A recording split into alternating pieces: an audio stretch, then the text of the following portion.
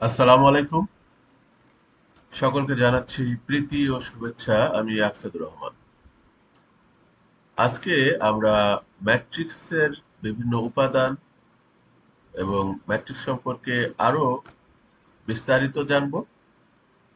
শুরুতেই আমরা entries of matrix বা বাংলায় যেটাকে বলা হয় ম্যাট্রিক্সের ভুক্তি, এই ম্যাট্রিক্সের ভুক্তি কাকে বলে সেটা আমরা দেখে নিই। The individual number, symbol or expression that make up a matrix are called entries of entries or elements of a matrix. এইটা খুব সহজে আমরা বলতে পারি যে একটা ম্যাট্রিক্সের মধ্যে যে আইটেমগুলি থাকে, যেমন ধরুন এখানে যদি 1 2 3 4 5 6 মিলে একটা ম্যাট্রিক্স তৈরি হয়, এই যে এখানে একটা দুইটা ভেক্টরের একটা ম্যাট্রিক্স তৈরি হয়েছে। এই ম্যাট্রিক্সের আইটেম আছে ছয়টা, 1 2 3 4 5 এই এবং 6। এই আইটেমগুলিকে মূলত এন্ট্রিজ অফ ম্যাট্রিক্স অথবা এলিমেন্ট অফ ম্যাট্রিক্স বলা হয়। তাহলে ম্যাট্রিক্সের ভুক্তি কি জিনিস? জাস্ট ম্যাট্রিক্সের ভিতরে যে আইটেমগুলি থাকে সেগুলিকে আমরা বলছি ম্যাট্রিক্সের ভুক্তি। রোজ অফ ম্যাট্রিক্স মানে ম্যাট্রিক্সের সারি। একটা ম্যাট্রিক্স তো সারি এবং কলাম দিয়েই গঠিত। তো যে কোনো ম্যাট্রিক্সের মধ্যে সারি এবং কলাম থাকতেই হবে। যেমন এখানে নিচে একটা ম্যাট্রিক্স দেখা যাচ্ছে, এখানে আমরা সারি পাচ্ছি দুইটা, এই যে এখানে 2 5 1 4 এটা একটা সারি, 6 3 -2 0 এটা আরেকটা সারি।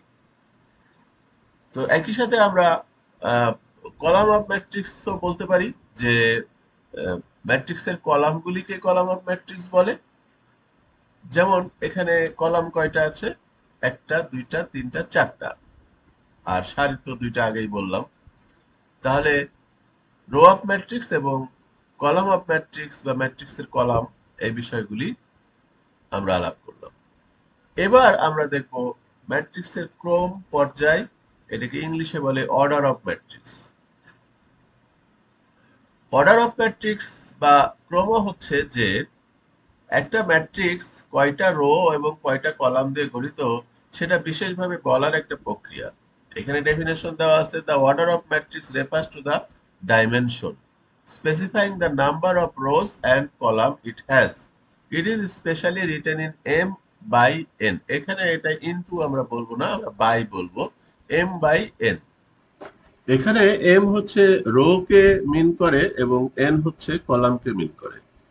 যেমন নিচের এখানে যে একটি ম্যাট্রিক্স আছে, যেখানে আমরা দেখতে পাচ্ছি তিনটা রো এবং চারটা কলাম। তাহলে এই ম্যাট্রিক্সের অর্ডার কত? অর্ডার অফ ম্যাট্রিক্স কত? আমরা অবশ্যই বলবো যে 3/4, অর্থাৎ রো আগে বলতে হবে, কলাম পরে বলতে হবে, মানে সংখ্যা, number of row by number of column. তাহলে এক্ষেত্রে হচ্ছে 3/4। উপরের ম্যাট্রিক্সটাতে আমরা যদি অর্ডার অফ ম্যাট্রিক্স বলি বা ম্যাট্রিক্সের মাত্রা বা পর্যায় কত বলি, তাহলে বলবো 2/4। প্রিন্সিপাল ডায়াগোনাল বা ম্যাট্রিক্সের প্রধান কর্ণ বা মুখ্য কর্ণ কাকে বলা হয়? বিশেষ করে স্কোয়ার ম্যাট্রিক্সের ক্ষেত্রে একেবারে টপ লেফট আইটেম থেকে শুরু করে নিচের রাইট বটম আইটেম পর্যন্ত যে সারিটা থাকে বা যে লাইনটা থাকে, সেটাকে আমরা বলবো ম্যাট্রিক্সের প্রিন্সিপাল ডায়াগোনাল। বাংলাতে বলা হচ্ছে প্রধান কর্ণ বা মুখ্য কর্ণ। আমরা এখানে চিহ্নিত করে রেখেছি যে একেবারে টপের লেফট আইটেম থেকে বটমের রাইট আইটেম পর্যন্ত যে সারিটা আছে, যে যে কর্ণটা পাই আমরা, সেই কর্ণটাকে বলা হচ্ছে প্রিন্সিপাল ডায়াগোনাল। সেকেন্ডারি ডায়াগোনাল বা ম্যাট্রিক্সের গৌণ কর্ণ কাকে বলে?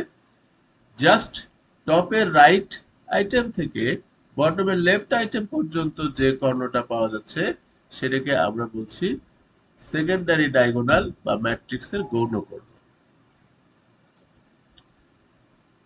এবার আমরা আলাপ করব ম্যাট্রিক্সের ট্রেস কাকে বলে। ট্রেস অফ ম্যাট্রিক্স কি? ট্রেস অফ ম্যাট্রিক্স যদি এই ম্যাট্রিক্সের নাম এ হয় তাহলে টি আর এ এভাবে আমরা বলতে পারি। ট্রেস অফ ম্যাট্রিক্স আর কিছুই না, আমাদের যে প্রধান কর্ণ বা প্রিন্সিপাল ডায়াগোনাল যেটা পেলাম সেটার যোগফলকে ট্রেস অফ ম্যাট্রিক্স বলে। যেমন এই ক্ষেত্রে দেখেন, প্রধান কর্ণতে আমরা কয়টা আইটেম পেয়েছি? তিনটা আইটেম পেয়েছি, 2, -6 এবং 4। এগুলিকে যদি আমরা যোগ করি তাহলে 2 প্লাস -6 প্লাস 4, তো এখানে আলটিমেটলি এটা আসলে শূন্য হয়ে যাবে। তাহলে এই ম্যাট্রিক্সের ট্রেস হচ্ছে শূন্য, অথবা ট্রেস অফ ম্যাট্রিক্স হচ্ছে শূন্য। তো মোটামুটি ম্যাট্রিক্সের বিভিন্ন উপাদান নিয়ে আজকে আলাপ করলাম। আজকের ভিডিও এ পর্যন্তই থাকবে। ভালো থাকবেন সবাই। ধন্যবাদ সকলকে।